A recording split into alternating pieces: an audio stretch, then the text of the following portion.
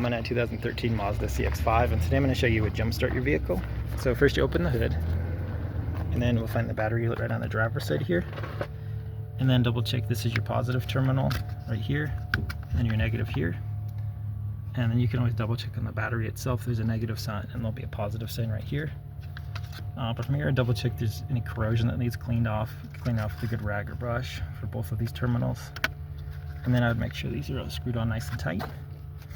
And then at that point, I'd just take your jumper box or jumper cable and hit the metal clamp right on this positive, and then the negative right on the negative.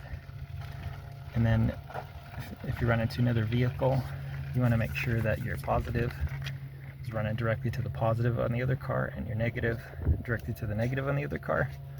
So if these get mixed up, that could cause significant damage to computer systems, fuses, things like that. But once you have these connected for a few minutes, hopefully that gives you enough power to get this started.